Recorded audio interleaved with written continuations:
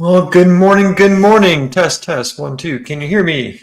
You're coming in loud and clear. Can you hear me? Beautiful. Good morning, sir. Good morning. Morning. Let's get chats going here. Good morning. Carrie's here. Good old Carrie. All right, awesome. So I'm not sure if you saw the email. Our boy Methuselah is sick today. Yeah, he is. Not feeling too well. I keep telling him to stop eating all that chicken sushi. Well, he is very LA shishi on his sushi. Something like that. That's LA for you. He's all LA. So All right. So before we get into this, Joel, how was your Thanksgiving? my Thanksgiving was pretty darn good. We were very thankful. I have half my family that's your typical large Italian family. Nice. And thing about Italians is food, faith, and family, right? And no drama at all, right? No drama. Actually, not really. They're just a party, man. My dad's side of the family. My dad was such a cranky old guy, but his brother was a party, a walking party, and so was his family. So my family has thoroughly enjoyed my cousins. I had 8 cousins, and they each had 8 children. And I was told my wife, I can tell you the cousins, the first cousins, second cousins, you're on find out for yourself. Right. But it's good. It's cool. How about you? Not too bad. So when it comes to family gatherings, it's always interesting because like my family, our ancestors are all from, Scotland, very European. Like my parents were missionaries growing up. So like when we do get together, we appreciate every little thing that we have, and it's an interesting background, all that. But then when I get with my wife's family, it's really interesting because if you want real diversity, you see her family because her mom is Mexican, her dad's French Cajun, both of her brothers are black, my wife is neon white, okay, and they're all adopted, and then her grandpa is of like Spanish descent, like not Mexican, but it's like Spanish descent, and it's a really interesting hodgepodge of cultures together. All right. But no, so we every November and December, we enjoy it. But to be honest with you, we also kind of like dread it because it's like we love being with family and friends, but there's so much in a short amount of time that involve family, Thanksgiving, Christmas, birthdays, New Year's, So November through December is always busy, stressful, a lot of stuff going on. Big time. Yeah. So I always just cruised through it when I was a kid, of course, because mom did all the work, right? Yeah. And then when I was single, I was just like, whatever. I may throw up a little Charlie Brown Christmas tree or something like that. I think I eventually put some lights out in front of my house. And then I get married, and I'm like, oh yeah, Christmas is just fun. No, it's not. No. There's things to do. Oh, my wife, it's just amazing. So.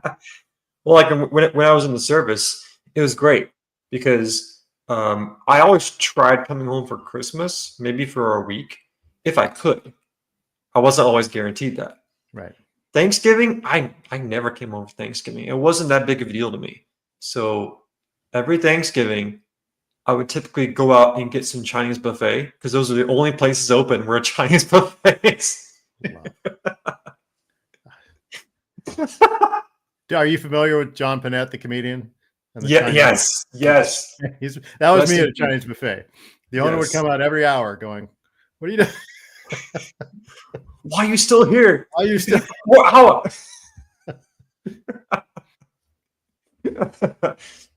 All right, we got some more Patriots in this morning. Good morning. Oh, Jacqueline's here. I haven't seen Jacqueline in a while. All right. EU. I haven't seen EU. She hasn't been on my show. Yeah. Hi, EU. All right. So now that Thanksgiving is done, we got one more big thing coming up, and that's obviously Christmas, celebrating the birth of Christ. But I'm sure all of y'all listening or watching have spent some time with family around the dinner table. And if we're talking about the political scene, oh my gosh, it's like every week is a new thing. Every day is a new thing coming up. And we can talk about a lot of stuff. But for continuing this series, this counter argument series, the next time you guys are with family and friends, with people you care about that are not on the same world as you when it comes to their thinking, who are far left, the thing that happened recently that is another big piece of ammunition in your tool in your belt basically is the word hypocrisy. We all know what that word means, but for the longest time for us it was so easy to point out all the issues in the far left ideology. But now our current demented potato in chief gave us the best thing ever, and that was pardoning his son. Not just pardoning, mind you, pardoning him for all the supposed things he may have or may not have done since 2014 to now. Now, Joel, before we get into this, I want to get your thoughts on this real quick. Yeah, it's hypocritical, no doubt. And I was talking to Michael about this on Wednesday. He picked. I don't know if, like I said, is he even able to think through this process in his current mental state? But specifically, he did pardon him for any crimes he might have committed in the past 10 years, which tells you right there, there's a lot more than that, right? There's a lot more than we know. Right. But he picked the gun charge and the tax evasion charge. Right. What are two of the sacred cows of the Democratic Party? Gun control and the rich paying their fair share of taxes, right? Yep. That's where the hypocrisy really came through. The double standard really came through. And I think it's obviously Biden didn't, maybe he did. Maybe he's the one that said, this is what I want to do. But I always thought there was this thing in the far left, this kind of thuggish gangster thing. I always go back to The Godfather 2 when Michael Corleone is talking to the Nevada senator, and the senator's going, "You think you want a gaming license? You got to pay me." And Michael, "How much are you going to pay me?" And Michael's like, "Nothing. You're going to pay me." Yeah. And great movie. Sure enough, that's the thuggish thing. Like, yo, you think you're in control? Right. I can do whatever I want. Well, that's, I think, the message they sent. It is hypocritical, but they don't see it that way. They see it as, we're in power. We can do whatever we want, and you can't stop it. So yes, we are going to be hypocrites. We are going to hold you to a standard, but we're exempt from it because we're us. We're part of rules for me, not right. Rules for thee, not for me.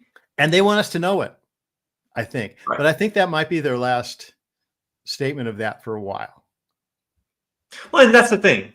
When you're in this situation with people that are in your inner circle who may feel like it's totally fine to pardon. The president has that power. He can do it. What's the problem? What's the issue? Well, the issue is this entire time, since 2016 to now, you've been telling us no one is above the law.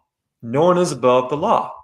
The entire time, the press secretary, Jean-Pierre, was asked repeatedly, will the president pardon Hunter? Will the president pardon his son? No, he won't. No, he won't. No one's above the law. The entire media establishment has been regurgitating this phrase, no one's above the law, unless it's Hunter Biden.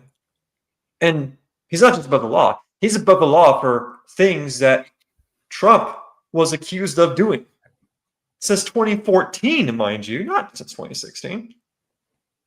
So how do we unpack this? How do we deal with this? It's so easy to get lost in the weeds when you're debating with someone that you care about, or you're arguing with someone that is in your life. But it's actually very simple. Just call out the hypocrisy. It's like, you've been telling us this entire time no one's above the law, yet for some reason it's totally fine when this guy gets pardoned, even though there's blatant evidence to the contrary. And then you're like, well, what happened in 2014? What could have possibly happened since that point? And so now your side just set the legal precedent. Yeah. Now Trump can come in and pardon whoever he wishes and receive zero pushback. Why? Because this happened. Well, it frees him up to pardon the J6 protesters for sure. Right. But it's funny. An explanation I heard on this was when a president typically pardons somebody, like Trump pardoned his son-in-law, I think it was, when he was in office, but the son-in-law had already served some time. And that's kind of the precedent I think that presidents usually use on this, except for maybe when Gerald Ford pardoned Richard Nixon back when I was a kid. That was obviously for the good of the country, and everybody pretty much agrees with that now. Everybody was furious about it at the time. I remember I was in high school, and because they smelled blood in the water.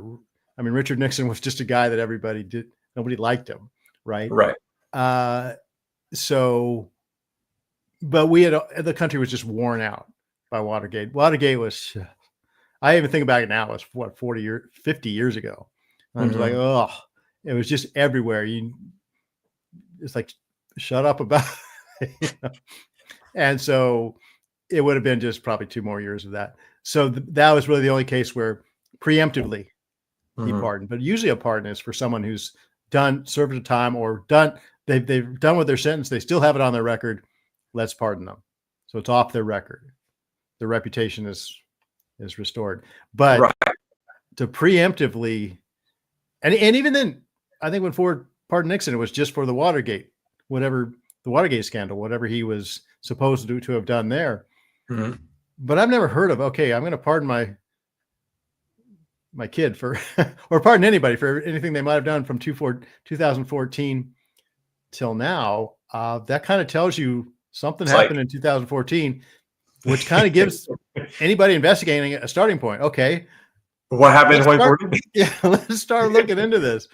Because one thing, and I was talking to Michael about this, that Al Mohler said about this, that also means that if they want to investigate anybody else involved in these scandals, Hunter Biden cannot claim the fifth. He cannot claim the right to self, not incriminate himself because there's no jeopardy. Right. So if he doesn't testify, he can be in contempt of Congress or contempt of court, which didn't used to mean anything. Like, all those judges smirking at, those people in the Obama administration or whatever, smirking, before Congress, lying through their teeth and saying, you can't do it. Again, that's that gangster thing. You can't do anything about it. I can do anything I want. So that's not going to fly anymore. I have a feeling that if you lie before Congress or are in contempt of court, you might serve some jail time. And so here we go again. We go into a month that is a good month. December is not horrible. December can be a great time or a very stressful time for people. But usually most people gather with family and friends during this time. And there very well may be a situation when you're sitting across the table with someone who is completely polar opposite than you. And you have to be able to, hold them accountable, but do it in the right Christian way. And that's one of the hardest things for us to do. When you see people who are blatant hypocrites, what do? The title of this episode is When You Love Hypocrites. It's like, are we asking you to love hypocrites? Well, yeah. We're asking you to love your enemies. But there's a way to do it. And that's our focus for today. Now, this is in Ephesians 4, and I got some things highlighted. So, Joel, if you could do me a favor, if you could read this first highlighted bit for me, then we'll go from there. Therefore, I, the prisoner of the Lord, urge you to walk with all humility and gentleness, with patience, bearing with one another in love, being diligent to keep the unity of the Spirit in the bond of peace. So this is Ephesians 4, and then we'll just do 1 through 4, basically. So right off the bat, this sets the stage. I am urging you to walk with all humility, gentleness, patience, bearing with one another in love. Now, real quick, Joel, how do you unpack the word bearing? You kind of skip the word what? Oh, sorry. How do you unpack the word bearing? It says with gentleness, patience, bearing. Oh, bearing. I see where you're bearing with one another in love. It kind of brings to mind a little bit of work, doesn't it? Ah, right. Yeah, it takes a little bit of effort. Right. But It's like when you I'm sorry. no, I was just gonna say when you say something like that's unbearable, Right. it means you can't handle it, right? Right. So Well, no, and one of my little soapboxes is this is part of Ephesians, which is a letter from Paul to the church at Ephesians, right? mhm. So this is about the body. And even verse 4 says there's one body, one spirit, just as we are called to one hope, one calling. So one body. This is mainly about how people in the body of Christ relate to each other Mhm. as a witness to the world, right? So the first thing you do is you model this, which the church is horrible at now, and always right. has been, is we're supposed to be bearing with one another within the body of Christ, believers. So the world will see that. Jesus said, be one as Mhm. I am one with the Father. And he goes, then the world will know that he sent me. Then the world will know who I am. When my disciples are one and bear with one another in love. Unfortunately, we don't do that. That's our first witness, is to do it amongst ourselves. Right. So, Now this is the first of a few verses we're going to cover, okay. but that's the key part there. Yeah. There's the word bearing, and then the phrase in love. Those are Yeah. the two key takeaways for today. To bear something doesn't mean you just gleefully, joyfully walk hand in hand with it. No, sometimes you have to bear it. It can be a weight sometimes, but you have to bear it with love. Oh Okay. no, love is just that warm fuzzy feeling that Yeah. Right. Love is just Jesus is a my constant boyfriend. Hallmark He movie. would never. Yeah. No, Don't you love is know tough. love is all just happy go lucky? Yeah, love is tough sometimes, isn't it? Now this part right here. You can read this short little bit for me as well. But speaking the truth in love, we are to grow up in all aspects into him who is the head, that is Christ. Speaking the truth in love. Right. So when you have those people in your life who are definitely on the wrong path, whatever that path may be, you have to bear that and speak the truth to them in love. Now, Right. what the heck does that mean, Joel? How do you speak Well, the truth with love? yeah, and that's the battle these days, isn't it? In the church, everybody pits truth versus love, right? Mm. And we've gone way overboard on the love. And again, we're missing who the love is for. Mhm. We're supposed to love each other. We're not supposed to. That was my big issue when this thing happened, right? You remember that thing about 4 years ago? Oh, yeah, that thing. When we I'm not sure what will get us demonetized these days, but I still do my little hand signals. But the big thing is we have to close our church to show the community how much we love it. And I'm like, oh, you missed the whole point. Right. That Right. community needs to see us together, still meeting together without fear, loving Mhm. one another, bearing this burden together, so the world will see how we do it. And Mhm. then that would have given hope to in a very desperate time, right? Mhm. So so we have to cling to the truth. And I always say that truth is the command here. Mhm. Speak the truth. Love is the modifier. Truth is the noun. Love is kind of the modifier, right? Mhm. So the first duty is to the truth. And then, because I suppose you can speak the truth without love and it would still have value because it's the truth. Mm-hmm. But if you love without the truth, I'm not sure it has much value. Mm. Does that make sense? Yeah. And Yeah. because that type of love is fleeting and will not last the test of time. Right. And it's a counterfeit. And the thing is, when you have people that are close to you, of course you want to love them. Of course you want them to be close with you. Of course you want to be in their lives.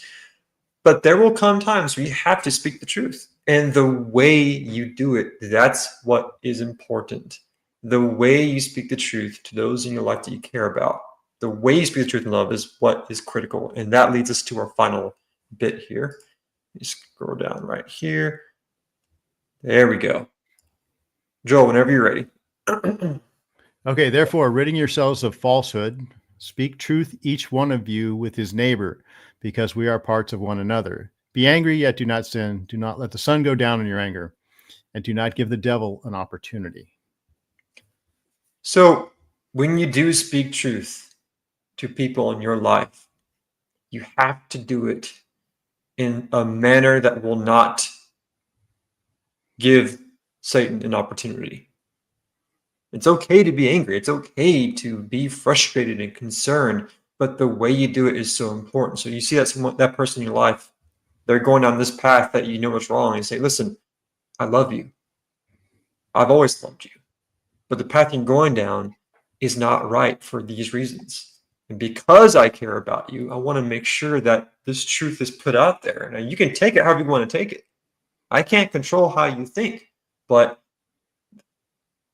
I will pray for you, and I hope that you can hear this truth. I mean, that's a very broad way of speaking truth to somebody. Obviously, it can be tailored to the situation, but that's, in my opinion, one of the hardest things for us to do as Christians, especially nowadays. Right. When the world wants you to be up in arms and angry all the time, when the world wants you to be afraid, when everyone wants you to just hop on board the next bandwagon and just be mad all the time. Well, it's like, yeah, be angry, but don't sin. Right. Don't let that dominate how you act. So that's my 2 cents, Joel. What are Right. yours? Well, now I think it goes right back to what I was saying before. And again, this is still written to Christians. Mm-hmm. That always keep in mind, this is written to Christians because we're all parts of one another. Well, I don't know that you could say that the people outside of our Christian lives, people that aren't Christian, I don't know that we can say that we're parts of them, Mm-hmm. So again, I think one of the ways you combat the temptation or the pressure from the outside world to be angry is to be in right relationship with the Christian body Mm-hmm. around you. Right. And we're not really responsible for them in a way, responsible for teaching the truth. I talks about when Jesus said, how do you love your neighbor? And he used the Good Samaritan, when the person whoever it was beaten up on the road and everybody else passed, the Samaritan came, helped the man, brought him to the inn, paid the innkeeper, right? Say, take care of him till I get back. And then he left. Okay. He just took care of whatever was brought in front of you. I think that's when we say love our neighbor as ourselves. It's whoever's brought in front of us, whoever Jesus puts or God puts in front of us. And I think that's easier to do if we have a good, unified, functional body of Christ, which we don't really have right now. And right. And I said, that's what Satan has done. The most effective, I think, is divide God's children, because our most powerful tool is our unity. Our most powerful tool to affect the world is our unity as believers under him. And that's our most powerful witness. And that's what Satan has always gone after most effectively. So, And this kind of starts wrapping up this series, because no matter what the topic is, whether it be social, political, economic, whatever it is. When you have people in your life that you disagree with, that are definitely not on the right path, how do you deal with that? How do you tackle it? How do you counter those arguments? Well, the way you do it for any topic is you speak the truth with love. You don't want to be uninformed. You want to stay informed, do your research, obviously. But at the end of the day, speak the truth with love. And you'll never fail. The person you're speaking truth with may take it or they may not take it. But at the end of the day, that's not your concern. Right. Of course, we're going to feel for people. Of course, we're going to feel like we're hurting them. And I get that.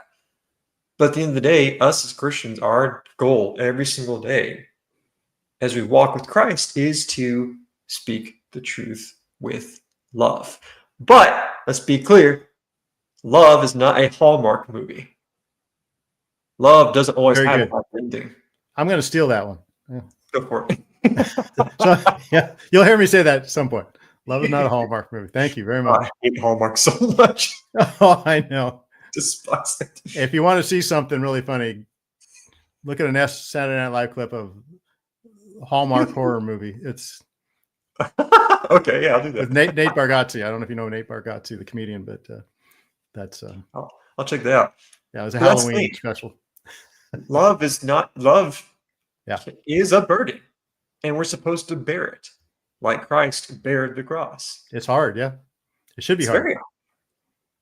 And like whenever I was a teacher, I would teach this in my lessons. Like whenever I would cover life skills, and I teach my students how to live on their own. And keep in mind, I was not teaching in a private Christian school. I was not teaching students who were all Christians.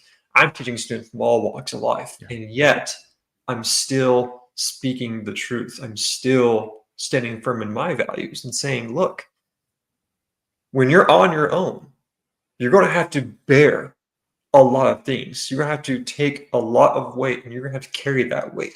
Now, obviously, the amount of weight can vary depending on what's happening in your life. But when it comes to love, it's like love is a burden, and you can bear it with joy, or you can bear it with hatred. And that, to me, in my opinion, is what separates people who are able to, what's the phrase? Well, just keep going compared to people who just can't. Yeah. Does that make sense? Yeah, it does. It does. And it's try cliche, love is a muscle, right? The more you use it, the stronger it is. And it is, Jesus a lot of it is, don't rely on your feeling of love. Don't rely on that hallmarky feeling, right? Don't be afraid to use the word. It holds the truth. Use it with care. But that's what really, and Jesus said that, he goes, your first response is to love God, right? To love me. But the way he did it, he goes, if you love me, obey my commandments. He gave us a perfect method. He goes, don't stress out about this, having this big feeling or this emotional high. If you love me, obey my commandments. Just like, if you say you love your parents, but you don't do what they say, it's useless, right? If you don't love me, don't say you love me if you don't obey my commandments. Don't be a hypocrite. Yeah. And if you want to love me, obey my commandments. Do what I told you to do. That actually makes it a little bit easier. So, because then under obedience, you can, confess your anger, confess your hatred, whatever you have in your heart, ask for forgiveness, and then move forward. Obedience. And one of the ways you can obey is to share the gospel like he's commanded us. So, there's the big dog. Well, listen, the real king of the castle is telling us that we need to end, and it is time to end. That's right. That's my alarm. So. Well, Patriots, thank you so much for listening in, coming on and watching us. Joel, as always, it's a pleasure. Good job, man. I hope Michael Methuselah gets better. I hope to see you next week. We're counting on it. Yeah, have a wonderful day, Patriots. Bye.